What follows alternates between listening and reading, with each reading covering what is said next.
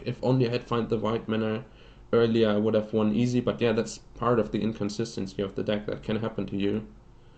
And yeah, I mean, this matchup definitely gets a lot scarier with the new sideboard plan. I don't have much experience fighting against like Spire Golem, Stormbound guys, Palace Sentinels, Transformational, so maybe that makes it closer to 50-50. But yeah, I never thought Tireless Tribe was too great of a deck because it loses so hard to the two most popular decks. Like Blue-Red Delver and Red-White Monarch are like pretty unfavorable matchups for Tribe, and I disagree with him there that he's favored. This looks like a keep. Kind of reactive, but that's the kind of draw you sign up for with this deck. Killing or not killing Korean Rangers is always a close call. Because you want to, if it's elves, you want to focus on different things. If it's Dumpy, I'm super happy killing this. Yeah, but we beat him twice in a row. Obviously, scoreboard still doesn't apply with a sample size of 2, but I think he's overestimating his deck and then underestimating our deck by quite a bit.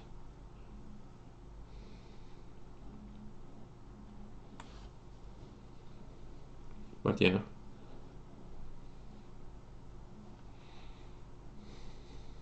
Yeah, Essence Warden we don't care much about.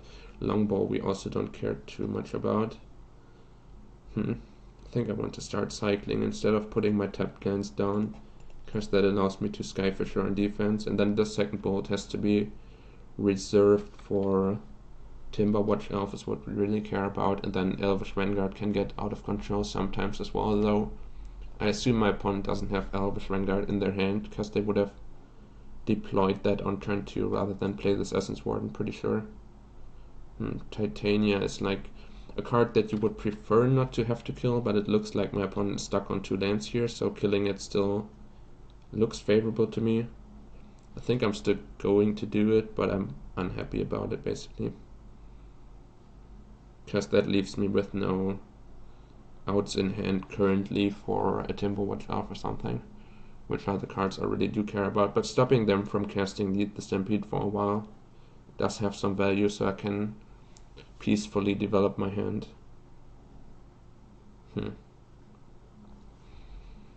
Because I want to cycle this, crack the clue, get my tapped lands down, so that's already a lot of mana to be spent, and then I have to figure out in which way I want to spend it. Like I can go Mountain, Prophetic Prism, or like play the Draven Inspector bounce land, or like play the Prophetic Prism, or not, I already said that, right? Or like cycle this bounce land. Or like play this tap land.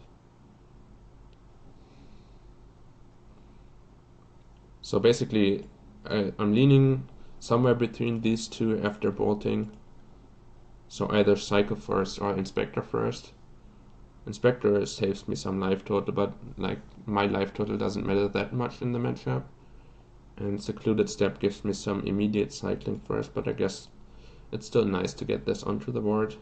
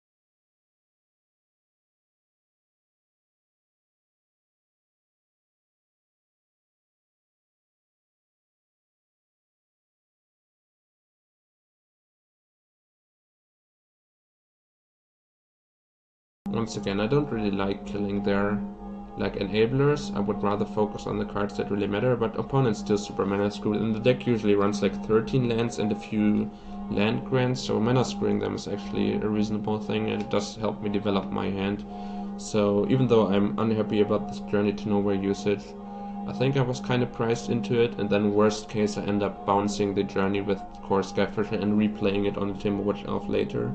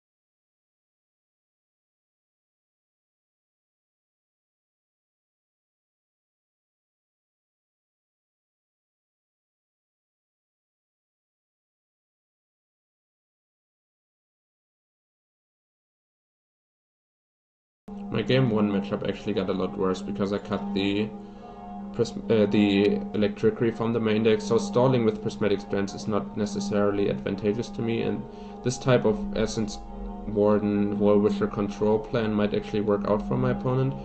I really need to start becoming the Monarch so that I'm generating card advantage while I'm stalling with Prismatic Strands.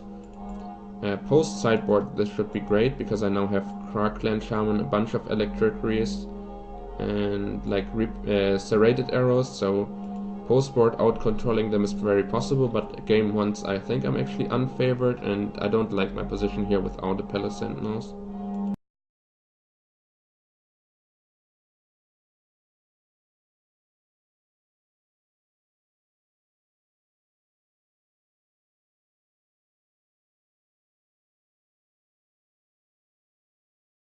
Because now I do need to actually approach this matchup aggressively, and I don't like that approach. I think it's very much not promising. Like, there's a low chance of success trying to fly over and burn them out and all that stuff, especially against 2 Essence Wardens. So I think my plan still has to evolve around finding Palace Sentinels and burning out all of their creatures, and it's pretty difficult to do. So yeah, I think I'm actually not looking great here, especially with my opponent finally finding their third land, though it's, yeah, like this is the reason we can't really outvalue them. So I think building a huge board of flyers is like my only chance, but they will be at a very healthy life total, and Lysalana Huntmaster Essence Warden keeps them out of burn range. So yeah, not a great matchup to face without the main deck Electricity. Come on, Palace Sentinels, please.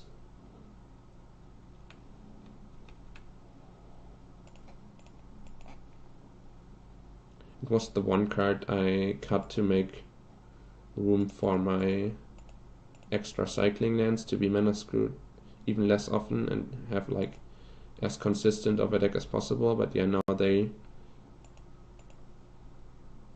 gain such a significant amount of life that it's going to be difficult to win with an aggressive plan here. And this Viridian Longbow can eventually shoot down the flares as well.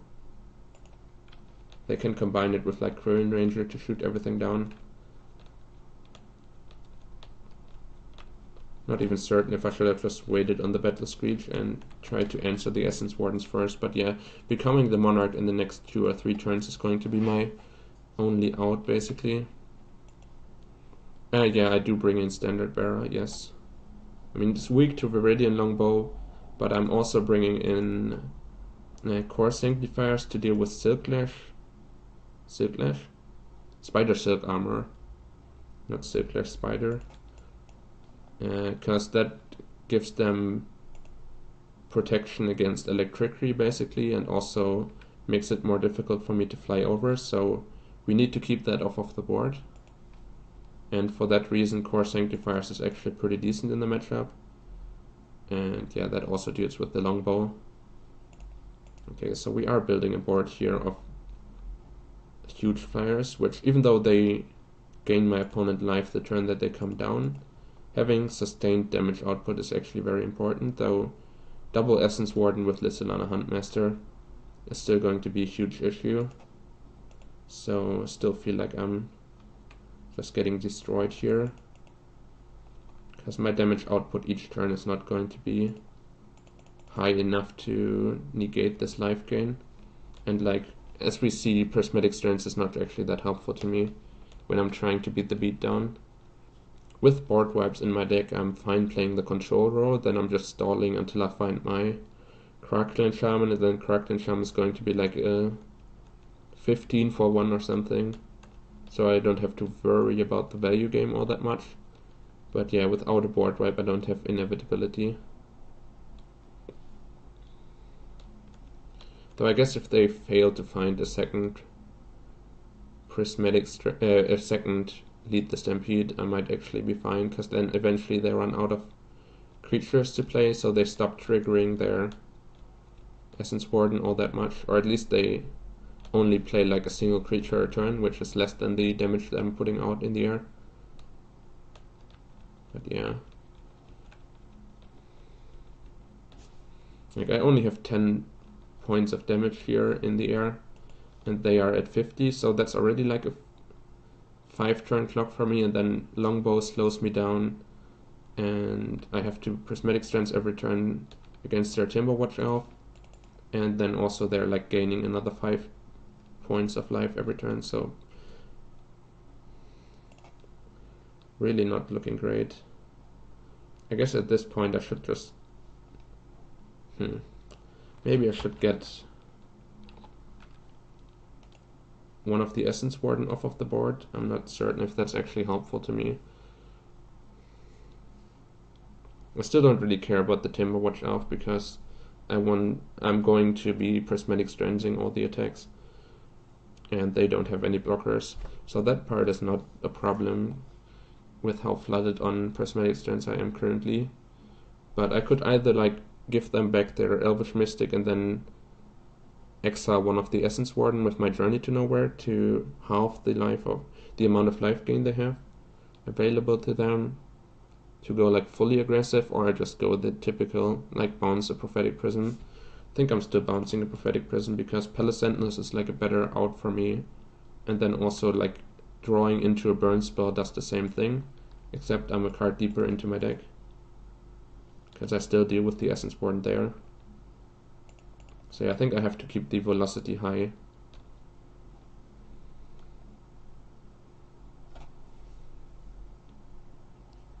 Yeah, maybe dealing with the Huntmaster is also fine.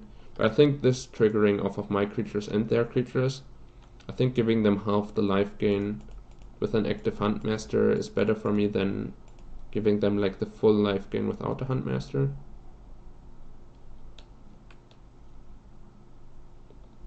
But yeah, I feel like I'm likely to lose this game, especially with my Palace Sentinels. Like, I have 3 of them and they were both in the bottom half, or all 3 of them were in the bottom half of my deck. I literally went through more than 30 cards. It's pretty unfortunate. Yeah. I mean, there's still some chance that I keep drawing more flyers and finally find my Palace Sentinels, and then this is kind of irrelevant. I think my opponent should start attaching this longbow and shooting down my birds, but they're not really respecting my damage potential, which, I mean, it's reasonable to not respect it when you're at 50. What? Well, I guess, yeah, no, they can save. If I was like, why would they risk these? But yeah, they can. Well, at least they're losing one of their creatures, because they only have 2 Timberwatch activations here, so they have to save both of the Essence Wardens. I guess they might go for lethal here, and that might be great for me, because then they do lose Essence Wardens in combat. If they go for Timberwatch Elf, one of their creatures, untap it, Timberwatch, yeah. How much is this? 15? Okay, so this might actually be great for me.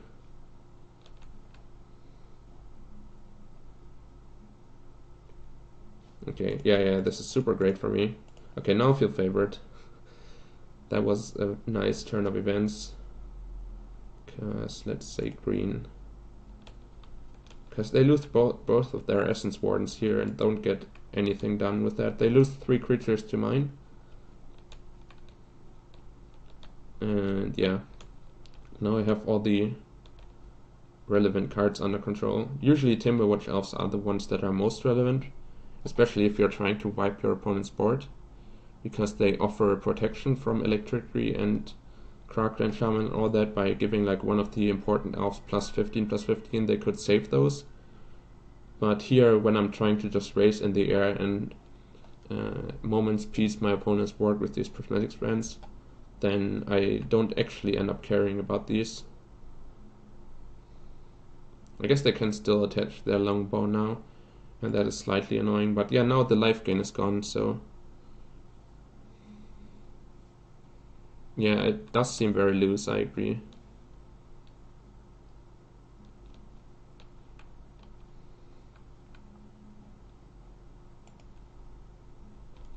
Because now I'm in a decent position. I mean, I still might run out of Prismatic Strands before my opponent dies, because my damage output is still not that high. But now we have a reasonable chance of just winning the race.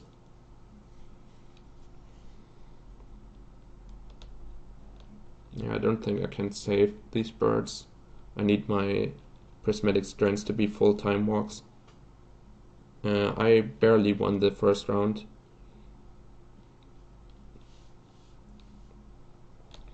Yeah, against Tireless Tribe, exactly. Against Michael Jacob or Darkest Mage.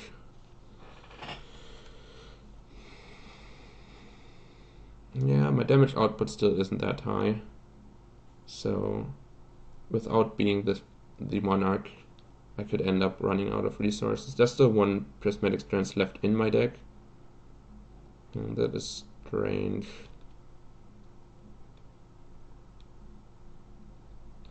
Because that on their turn is not actually going to do anything, because now I just prevent damage from green, and I was planning to do that anyways.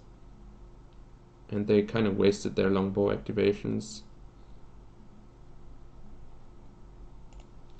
Because I'm saving my creature and their attack step gets blanked, so they can still re-equip. I guess like re-equipping with Birchler Rangers offering mana, it's actually pretty dangerous for them to go like re-equip, activate, though all of that also gets stopped by Prismatic Strands. So on my opponent's turn, yeah, I guess it's not that big of a problem, because whenever they spend mana on re-equipping, it's already going to be stopped by the Prismatic Strands, because they can only re-equip as a sorcery, so their mana generation and Viridian Longbow moving around is not actually a threat. Basically, the Longbow is only a threat on my turn, where it's going to do 2 points of damage, which either kills 2 birds or 1 Glinthawk, which I guess is also a bird. Kills 2 of these bird tokens. Okay, so they have all the tokens. Really have to hope there's no Well-Wisher coming out before I find an answer to a creature, because, well, actually many of my burn spells are also no longer an answer to creatures, so Well-Wisher seems pretty unbeatable. Even another Essence Warden seems pretty unbeatable, because they can stop those from dying to damage-based removal, and then if I'm unable to kill them, they are going to gain like 25 life a turn, and I'm actually locked out. So Journey to Nowhere is like one of my best top decks now. My 3rd Prismatic Strands is one of my best top decks. I finally became the Monarch, so that definitely does a lot to help me. It was very strange that they didn't re-equip this or use it during my turn. That is also unnecessary damage being taken by my opponent.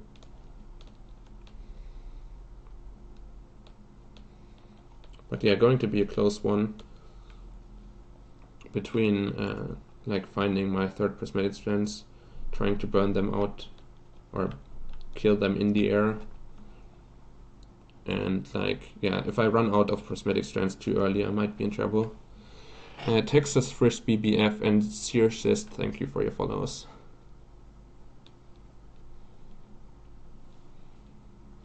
Yeah, going to be close. I think if I find the third prismatic strands and my opponent doesn't find a Well-Wisher, I'm fine. If either of those things don't happen, I'm probably screwed.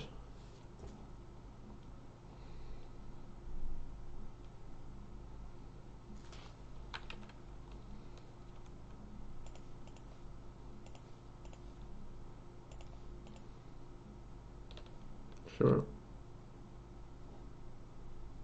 Because the Well-Wisher, well, and lead the Stampede, of course, which is going to provide them with the cards that I talked about, or at least a lot of looks at those cards. Okay, so they have 22 elves. Yeah, gaining 44 life a turn with Quirion Ranger. What? Oh, they're saving their creatures in addition. Sure, that makes sense. So now I'm not eating any of the tokens, though the amount of board presence they have is really not going to end up mattering. Seems weird for them to do this now. They should just pass priority and see what I do, because if I don't have a prismatic strands, I just die on the board, so there's no reason for them to save creatures if I'm going to be dying. And then once I do cast prismatic strands, they can spend resources on saving creatures. So now they just kind of wasted a Quirion Ranger activation that they could have used on longbowing down my creatures instead. Because I don't think the tokens are of any relevance either. That is that good? I mean, it offers me some protection from Well-Wisher top decks, but I don't think it's actually good. Like, it doesn't change the fact that I have to fog every turn. What is this? Shoot my face with the Quirion Ranger? Sure. I don't think that plan is particularly promising for opponent, because once again my prismatic strands also stops the longbow damage. Yeah, this is going to be close. I only have one more turn of prismatic strands damage prevention going on, so yeah, now they shoot down the bird. I think I need to hold this journey so they don't Well-Wisher. But I think in that case I'm still forced to top deck either some burn spell to close it out, or my third prismatic strand, so I'm not even a favorite here. They're at 16, I have 8, 9. Yeah, so I need like double burn spell or prismatic strands, and I think with prismatic strands it's an easy win, and with double burn spell it's going to be close.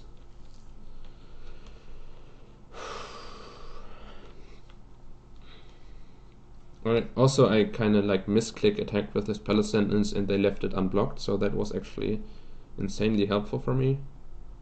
I also need them to not hit multiple life gain creatures here. Wait, no! I guess I can check the lock or something. I wanted to clear it out with the creatures that I already knew about. Elvish Vanguard, Well-Wisher, Quirion Ranger, Birchler. Okay, so only the Well-Wisher matters, and we played around that by keeping Journey in our hand, so I still need to find the third prismatic strands, I think. So probably still going to end up dead here. I'm only flying over for 8 or 9 damage, so double Galvanic Blast helps me, I guess, but there's 4 still left in my deck. So there's some chance I still end up burning them out, but it would require like 2 perfect draw steps in a row.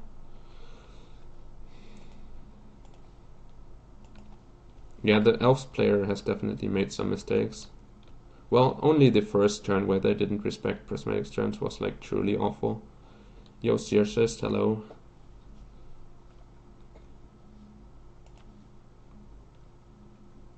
Why didn't opponent block? Yeah, no, they should have blocked for sure. But I guess I just confidently attacked, not even paying attention to this being blockable, and then they kind of bought the bluff.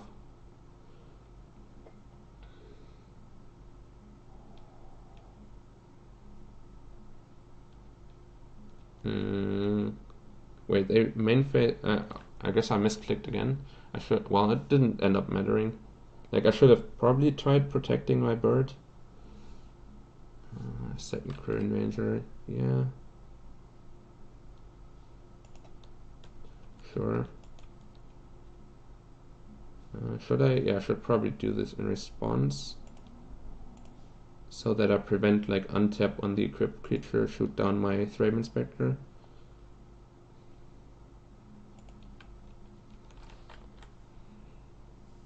Okay, so basically it comes down to whether I find 8 points of burn, which is double Galvanic Blast, or my third Prismatic Strands. So I think I'm like somewhere in the 10 to 20% range now. The Well-Wisher doesn't matter, but I'm dead next turn, so I guess I need even more burn, so most likely the third Prismatic Strands is my only out if opponent plays correctly, because they can reattach this bow to some other creature, and then they have double Quirion Ranger to untap it twice, so they can even shoot down like a Glinthawk or a Core Skyfisher on my turn. So I end up only doing 6 points of damage if my opponent plays it correctly, which is not necessarily a given. And if I do only 6 damage, then there's no combination of 2 draw steps that ends up killing them, because double Galvanic Blast ends up being short. So I should probably make this confident Palace Sentinels attack again and hope my opponent... Wow. Well, the hits keep on coming. I think I'm still making the confident Palace Sentinels attack once again if my opponent failed to notice it last turn and didn't block. No, the matchup is not a buy. Well, post-board is very good, but I don't have a board wipe in the main deck. Like, I cut my one Electricity. Okay, so they once again failed to block.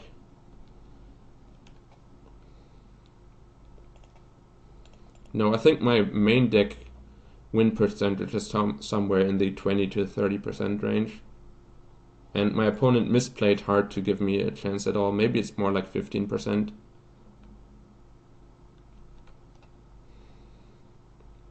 I think now I'm incredibly favored though, in this game specifically, but that was because my opponent threw their hard lock, like no chance to ever lose situation away by attacking their Essence Warden into my Prismatic Strands. And also they just didn't use the bow on their turn though. Yeah, a lot of things going wrong here. My opponent just playing this worse than I am, and I'm drawing pretty well.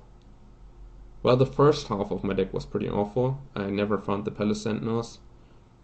Was kind of low on pressure, but now in the crucial turn where it mattered, I found my Prismatic Strands, and I think now it's pretty much locked up. Yeah, they could have blocked the Palace Sentinels for 2 turns in a row, but yeah.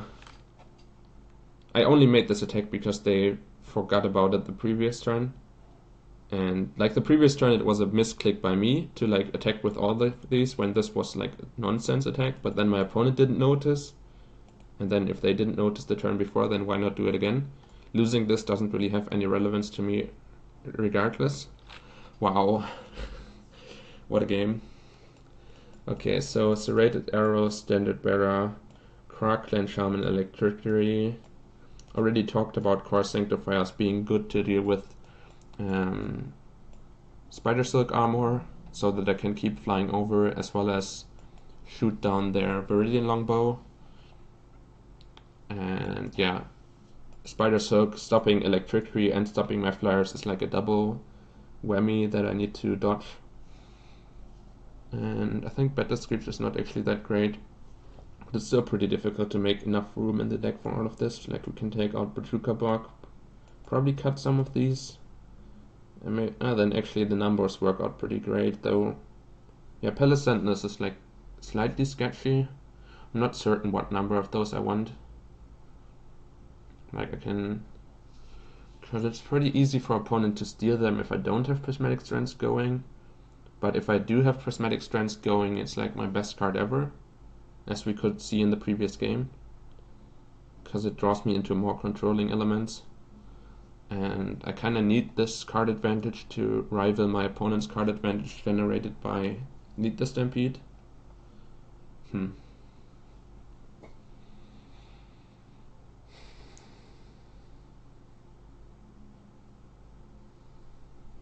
So I'm like tempted to bring in the 4th, or tempted to cut one of them, and I'm not certain either way which is better. My core Skyfishes get a little worse without Thraben Inspector in the deck.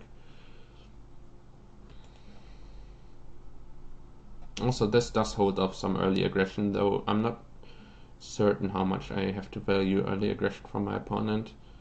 I think that's not really what the matchup is about. It's more about them comboing me with like a go wide board and like life gain to get out of range. I think I'm submitting it like this, but the number of Palace Sentinels and Thraben Inspectors in the deck is like something I'm uncertain about.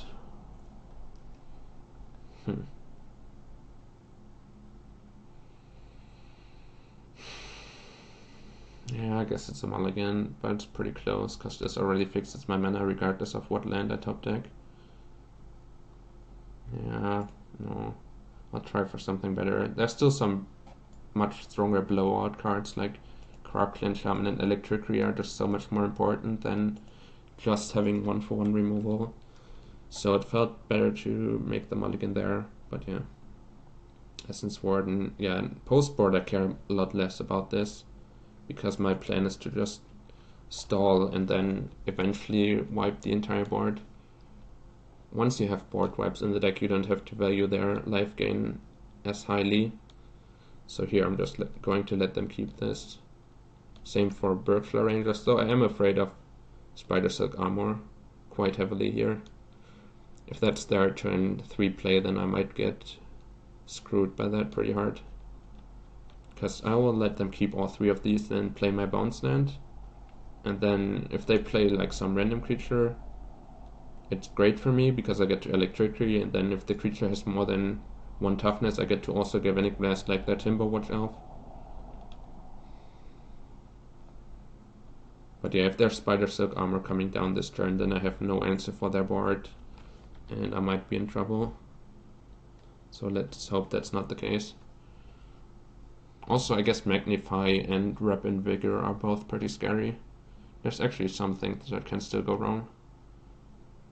Okay, yeah, that was pretty much what I described, though they still have 1 mana open to potentially cast Magnify, which is 1 mana +1/+1 to your board.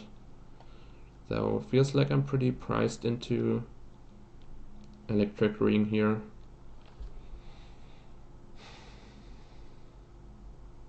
Though I guess I can also standard Barra, because that shuts down the Timberwatch Elf's activated ability already, but like setting them back down to 2 mana here feels pretty nice. It's possible they expand more 1 toughness creatures into this board though. Corpse Grinder, I guess. Thank you for your follow. Yeah, I guess that's true. I can blast the Timberwatch and then they might respond with Magnify if they have that in hand, sure. Yeah, because I'm going to end up blasting this regardless. It makes a lot of sense to sequence it like this, and then I get to respond if they Magnify. That would be insanely good for me. Yeah. Vines. Wow. Okay, then it's no longer insanely good for me. It's pretty weak to this, actually. Because now I only have a sorcery speed removal through the Timberwatch.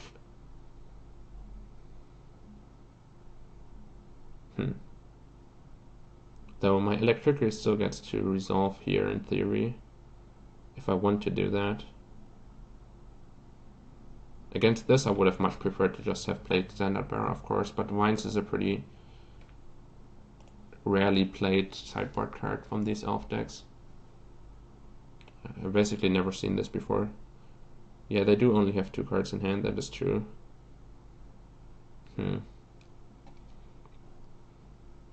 Yeah, it's pretty close between electric ring and not electric ring. Yeah, I think I'm going to, just because it resolves for sure this turn. I'm protecting from Rapid Vigor, Magnify, Spider Silk Armor, but if they play like a bunch more 1-drops, basically if they play land, lead the Stampede, and then get a lot of more 1-drops into their hand, I might regret this choice. But yeah, for now their board isn't as scary, and I can deal with this with Journey or Standard Bearer.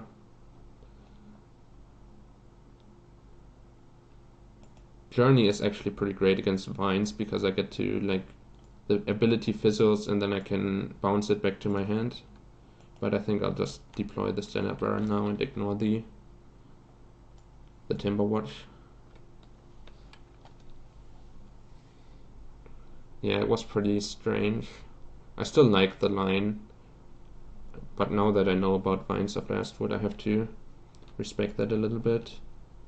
Play it a little differently the next time. Okay, that's pretty great. Yeah, opponent just getting crushed. Yeah, post-board the matchup is super great for us. Pre-board there's a lot of things that can go wrong. I think I'm fine attacking. I think the only way for them to remove Palace Sentinels would be like Epic Confrontation, and their creature doesn't have enough power to do that yet. So I don't think there's a way for our opponent to steal the Monarch from me. So it should be pretty locked up from here. And yeah, I think now I'll value denying their mana generation over denying, like, Timberwatch is already shut down by Standard Bearer, so I only have to worry about like Viridian Longbow becoming active. Though I guess I can just serrated arrows down the Priest of Titania. That should pretty much lock up the game, because I get to use this 3 times and then bounce it back to my hand. Is that how it works? No arrow counters. Yeah, I can use it on my main phase with the 3rd activation. Bounce is great Furnace to dodge Gleeful Sabotage, though they would likely just target my arrows. But like, in case they can Convoke, I don't want to have multiple artifacts on the board. Yeah, and like Linthawk, Core Skyfisher plus Serrated Arrows, just such a nice engine. All their 1 toughness creatures just get machine gunned down, and then I bounce this back to my hand, reuse it. Yeah, it's just great. That's why I added this, basically for the same effect in the Blue-Red Delver matchup, where you can like machine gun down their Spellstutter Sprites and Delvers and all that stuff. And also it helps a great amount against... No wait, I guess it doesn't help against Stormbound Geist. Yeah, not really, because it's like Undying and not Persist. But still, it does offer you like a recursive effect of removal, so...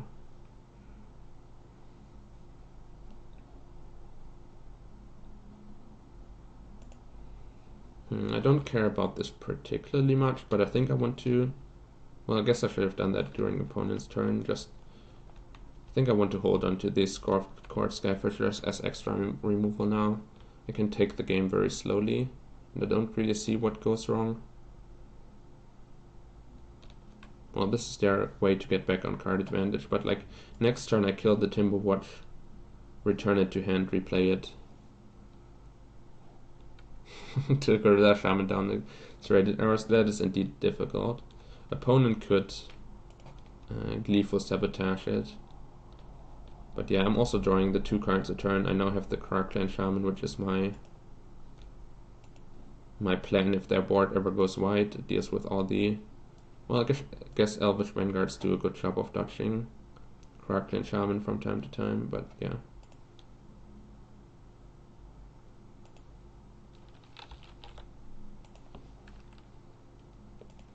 Okay, so let's Skyfisher the arrows.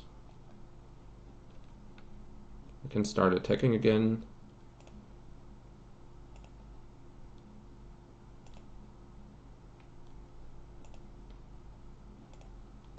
So opponent needs like an artifact destruction spell for the serrated arrows, then a fight spell for the standard barrel or gutshot, I guess. And then they need to go wide on the board, and then they still need an answer for Kraken Shaman in terms of rep and vigor or something. And all of that while they don't lose the race to my flyer. So looks pretty close to impossible. Like, never say never, but I don't see it happening really. Yeah, so let's shoot this down before it becomes bigger. And Elvish Vanguards, if they grow big, are actually some of your worst fear in the post-board games, because they get big enough that Kraken Shaman doesn't deal with them anymore. But here we can like grab the problem by its roots and shoot them down before they grow any bigger. So they need like Vines of the Westwood to protect them, to even get the first counter onto them, and then I can still like untap Serratus Arrows them again. So yeah, great situation here for me.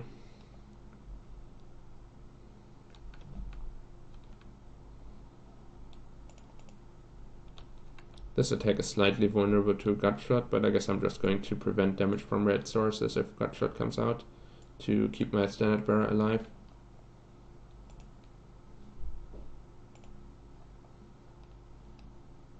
Probably worth it to just play Skyfisher here and bounce my arrows again. I'm wasting a counter, but I also need to not time out, so. And having more pressure in the air still seems smart as well.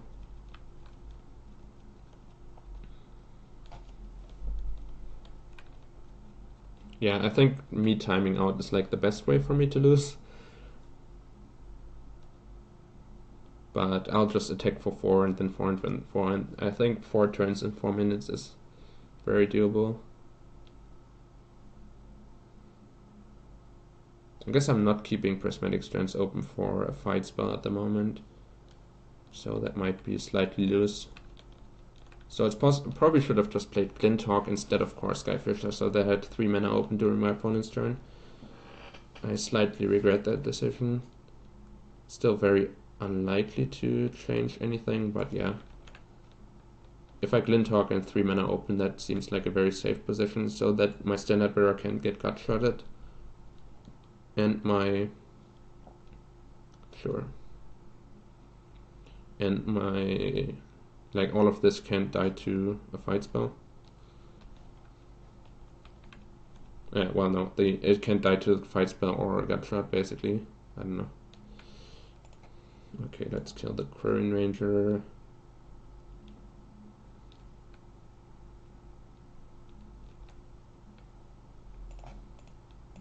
So we'll start keeping 3 mana open now and still try to go reasonably aggressively. I think I'm once again bouncing the serrated arrows with 1 counter left on them. Then if I do this, I do have exactly 3 mana left over.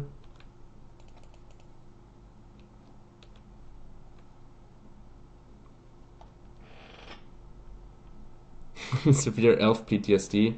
Nah, it was more for a different matchup, but that's the problem with elves. They take insane amounts of splash damage from like other matchups getting hated. The reason I have serrated arrows and electrocries is more for blue-red delver, but then like when you're an elf player, you also get wrecked by those cards. Which is like when I tried out elves, I constantly kept losing to burn decks with like Martyr of Ashes. And every affinity deck had like Kraken Shaman, even some affinity decks had Kraken Shaman in their main deck. So I think elves is just not that strong because everyone is prepared for elves. If this deck gets to run rampant, then it's insane. It has some of the nuttiest nut draws the format has to offer. But like everyone's prepared for it, so yeah, more card advantage, not really what I'm afraid of, because there's nothing really in my opponent's deck that can solve the situation. I mean, there's spells that can solve the situation, but not elf creatures. I can't really think of other sick artifact tech. I think Serrated Arrows is about as sick as it gets. Sure. Yeah, they're just dead in like 1 or 2 turns. My time situation is sufficient, though I have to watch my clock a little bit more carefully in these types of games so that this doesn't come up and I'm not constantly under pressure to win in time. That's the downside of streaming a very slow deck, because I'm like talking to the chat and explaining things, and then also the deck itself is already close to timing out in a lot of its matches.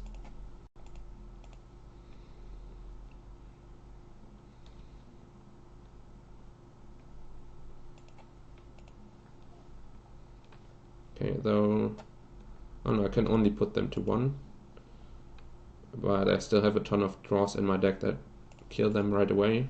I can cycle this Alchemist's Vial now, as well as, okay, yeah, they give up, and as well as draw from being the Monarch. Guess I would have not gotten there, but yeah, eventually they will die to this board position. Okay, pretty nice. We're 2-0. Yeah, Elf matchup pre-board